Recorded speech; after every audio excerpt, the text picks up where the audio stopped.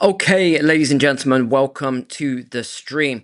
We have got a really serious situation going on right now over in Europe. There is a crisis summit, not just a meeting going on, but a crisis summit.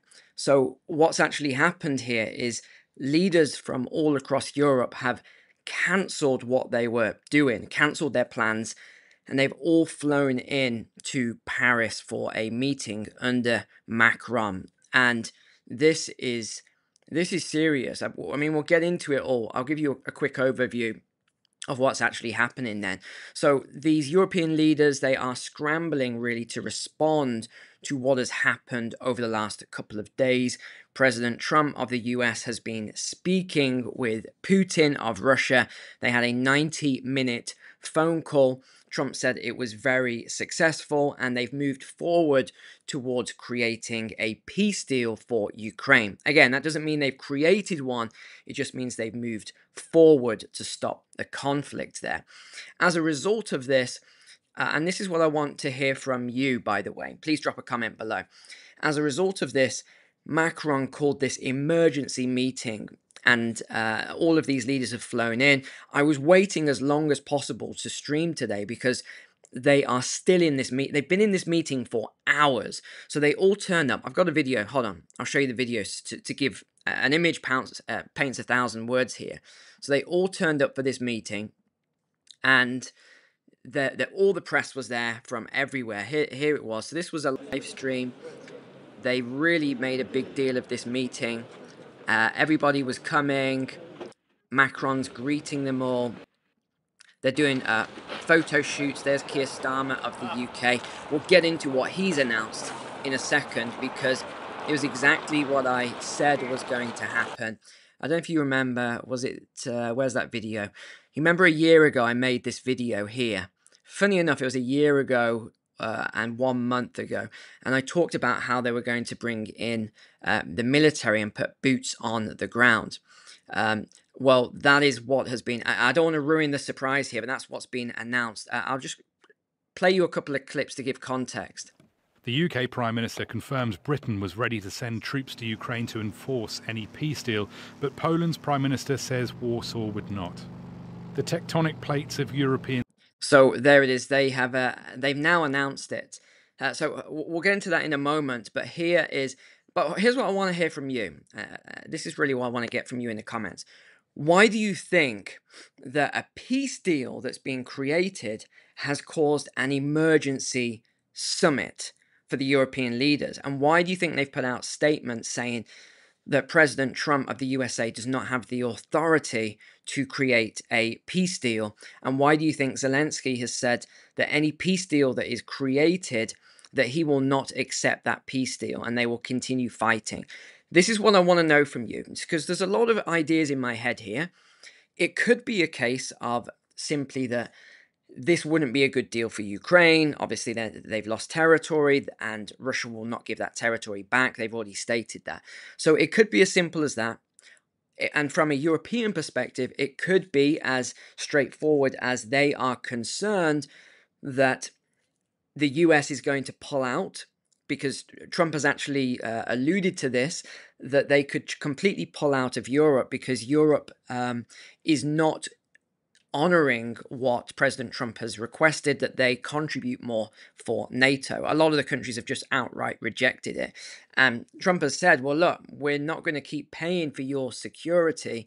And especially when it comes to trade tariffs and all this, he's saying the US isn't getting a good deal. So European leaders have said, they're in sort of panic crisis mode, that they're going to be just abandoned by the US. You see, what we're going through at the moment is this very complex geopolitical period.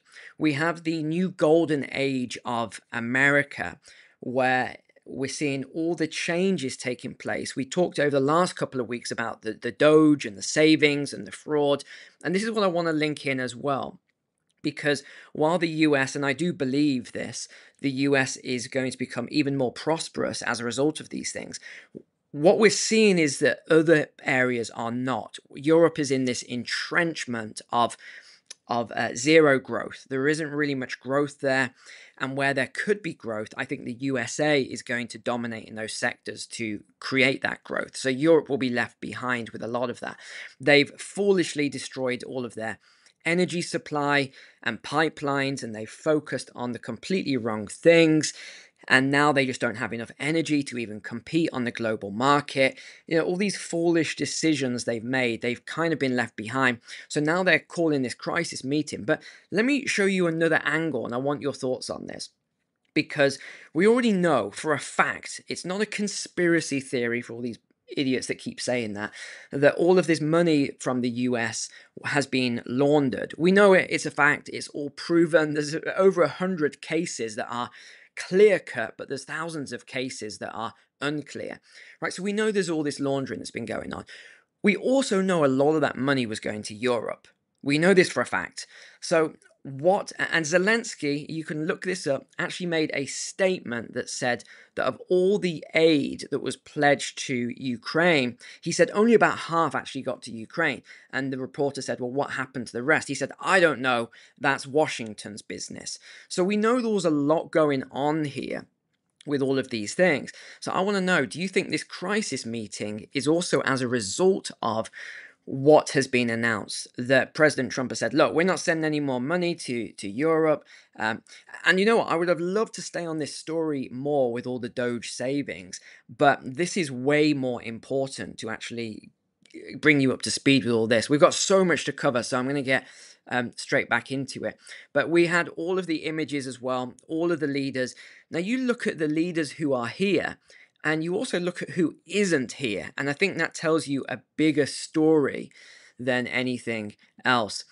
We had Macron, Schultz, Keir Starmer. Giorgia Meloni, I think, is one of the wild cards here, but we got Tusk and Sanchez. And, you look at all of these people, Ursula von der Leyen, Mark Rutte, and you know what the pattern is. Now, Keir Starmer, I don't know if you've seen all of these pictures of him. He's the UK Prime Minister, by the way, if you're not aware. You see all these pictures of him, and he looks absolutely ridiculous. But where did this photo shoot come from to try and make him look tough? He doesn't look tough. What you have here are real men around here. These are real soldiers and warriors. And then you have a politician in the middle who looks completely out of place because he is. It's all talk. He puts on this big show. I am ready now. I'm going to put these British troops on the ground in Ukraine. And he's putting pressure on European leaders to do the same. He says that he's prepared to put all of these troops in there if there is a deal to end the war with Russia. Hold on. So he's going to put these troops in there when the deal is done. I don't know. Please drop your comment below on all of this, because it's very unusual in my opinion. And we've had another announcement. This comes from the ex-army chief. He actually says the UK military is just too run down to lead this mission. So I started looking into the statistics for you to see if the UK can lead the mission. I would say no, they actually can't. So here's the stats. Look at the strength. For Starmer to say we're going to go up against Russia, it's ridiculous. It's absolutely ridiculous. They actually had a decrease of 2%, which, I mean, it's almost nothing. It's not even worth going over, but 3,000 troops over the last year. 127,000 fully trained, another decrease of 3%, but they did have a 19% increase, which was only 2,000 soldiers. That is nothing. 2,000 soldiers in a war is not even an hour, as unfortunate as that is to say, and I can say it because I was a soldier. A couple of things I would just suggest for you, because I need to keep this, I'm going to update you as we go along here. Number one, if you're not subscribed, you can subscribe to the channel here. Number two, if you're not following me on X, I'm going to put a lot of posts on X as the meeting progresses. I'm going to actually post here so that you can get up to speed as things are going along. I've got almost 20,000 subscribers here on X as well. And finally, if you're not on my newsletter, make sure to go on to and subscribe to the newsletter. There's loads of different benefits. You'll get access to all the new programs this year as well.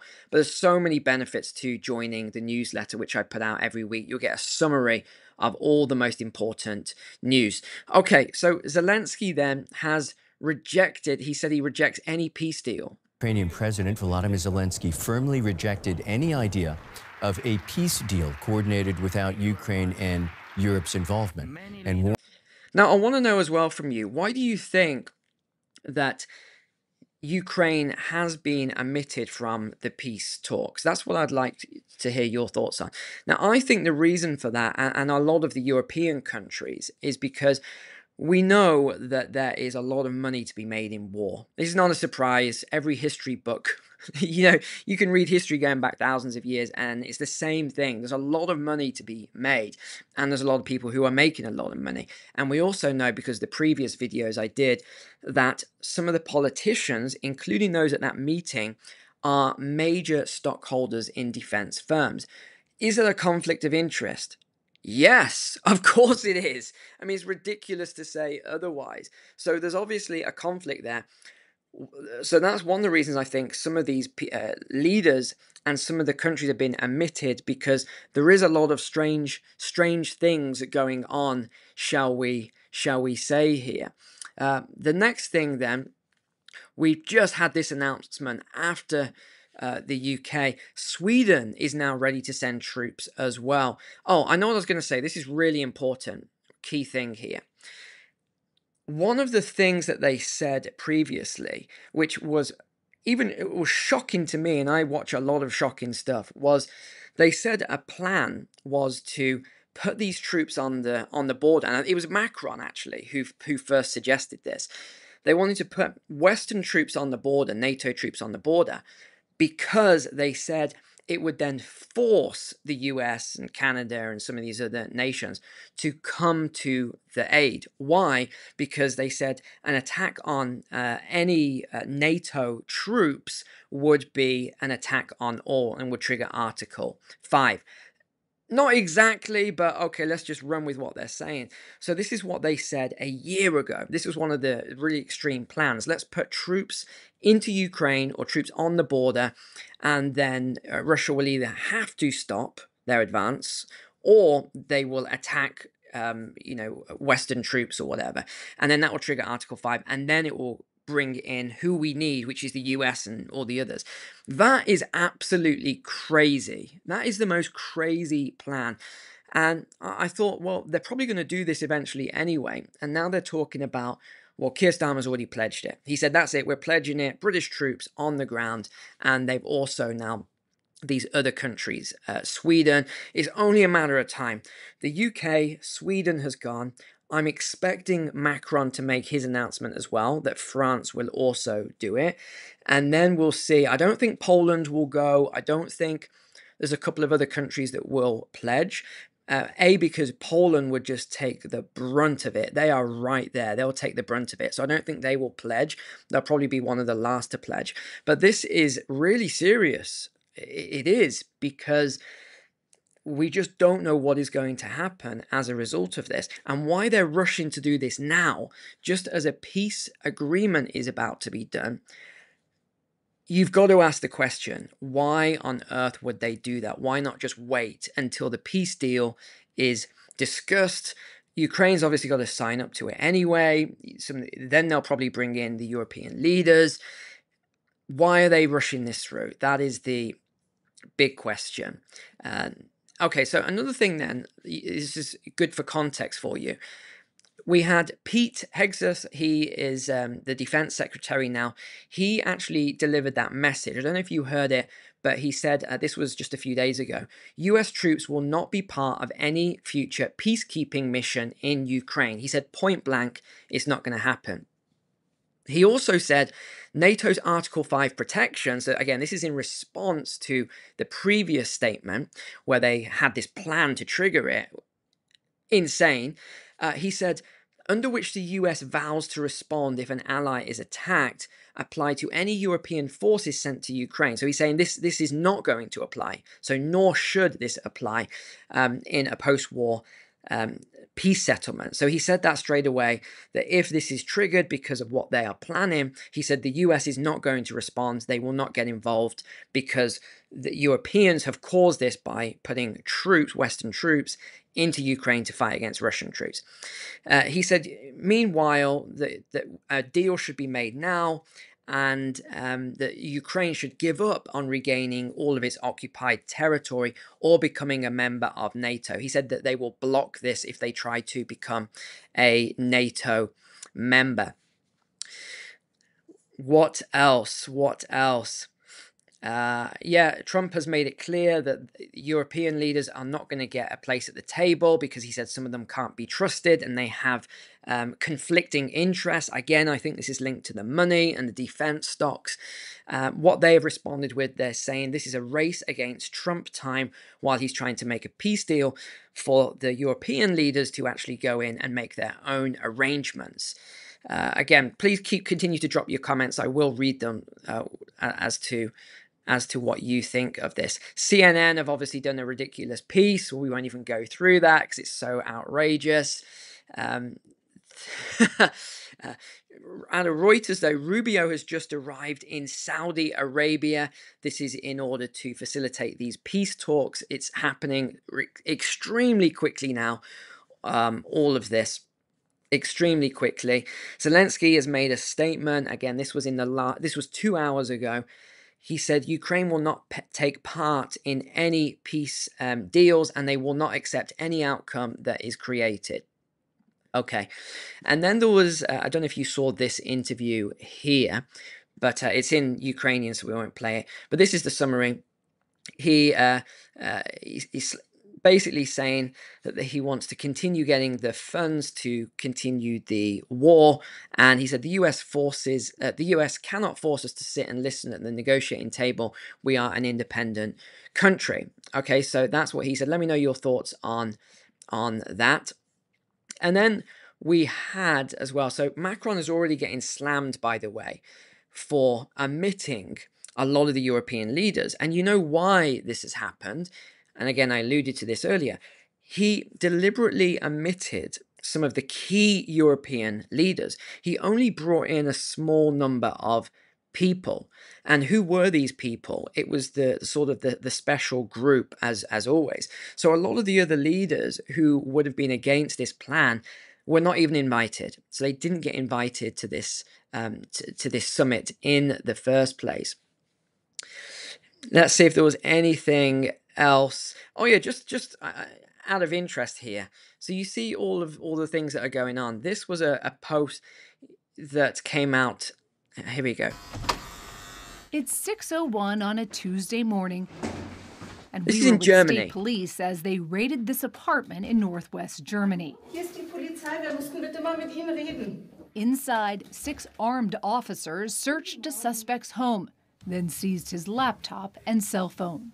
Okay, you're probably wondering then, 6 armed officers, what are they doing? What are they searching for? And they're arresting this man. You'll be absolutely shocked as to what they are doing. Prosecutors say those electronics may have been used to commit a crime. The crime? What is the crime? Posting a racist cartoon online. At the exact same Actually, what we'll call it is a meme. It was a meme online. time across Germany, more than 50 similar raids played out. Okay, did you hear that? More than 50 similar of these raids are going on across Germany right now. And it's not just Germany, it's the UK as well. A man was arrested for posting on social media. And people talk about the strength of the European leaders. Let me just show you the strength. We have to fear that our common value base is not that common anymore. This is in response to J.D. Vance's speech. They were really upset. And he couldn't even... Zelensky, let me conclude, and this becomes difficult.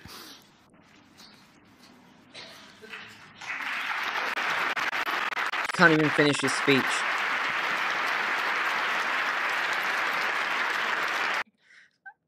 You know, this is the thing that I think is worrying, is that they keep crying all the time, these leaders. People don't want weak leaders. They want strong leaders. That is what people are looking for. I'm going to wrap up here because I'm going to follow all this and post to X. Thanks for being online. Take care. God bless.